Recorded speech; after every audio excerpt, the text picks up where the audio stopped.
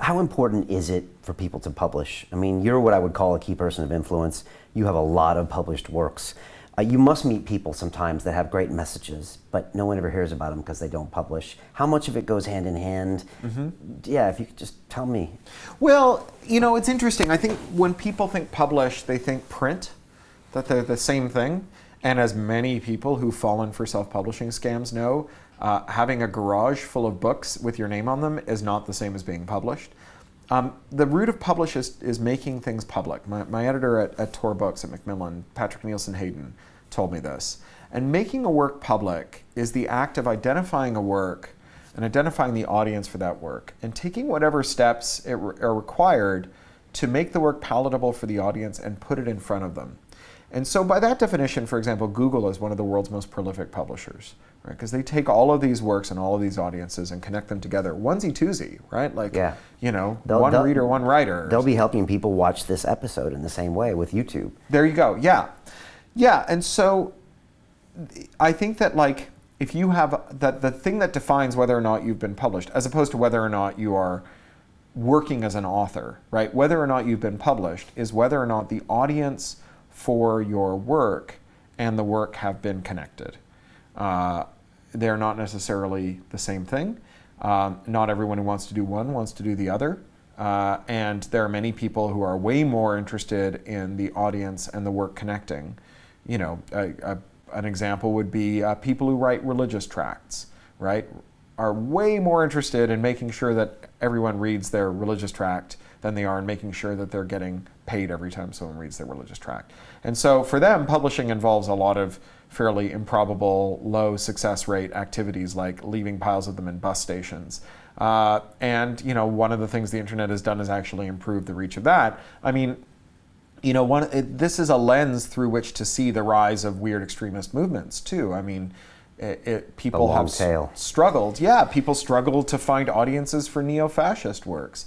And now audiences and those works migrate towards each other too, using all the same tools and systems that allow other works to migrate towards each other. It's a weird world, but I think that when you take this much broader vision of what it means to be published, then it gives you a means by which to pursue that. So if you have a group of people who you think should be reading your ideas, there are many more ways to reach them and more efficient ways to reach them necessarily than publishing a book about it. Okay, but yet you still choose to do that every year. Yeah, I mean, I consider what I do to be both publishing and art. I consider myself a working artist. Writing fiction is one of our art forms.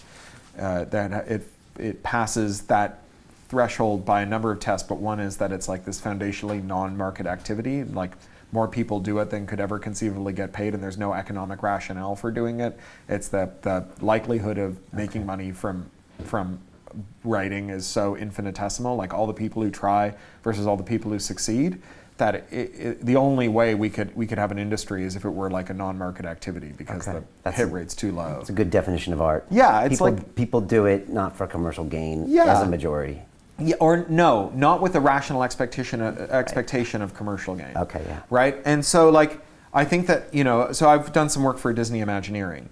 And if you want to distinguish the art from the craft of theme park design, and you go and you look at a Disney theme park, there's stuff that if you look in the edges and the corners are just there because the people who made them felt that everything would be better. Not that there's a dollar in revenue that could be attributed to them, but it would be a better theme park if we add this flourish, if we just got this detail right, if we make this great in this way. And that's the art part of a theme park, as opposed to the craft, which is just making sure the characters are all on model and that the architecture is well designed and doesn't blow over in a hurricane, right? That's just technical stuff. But the art is the stuff they do that no one's going to ever pay an extra dollar to Disney for, but they do it anyway because the people who are making it feel like they are artists, and this is where they derive their satisfaction. They wouldn't do it if they couldn't do that.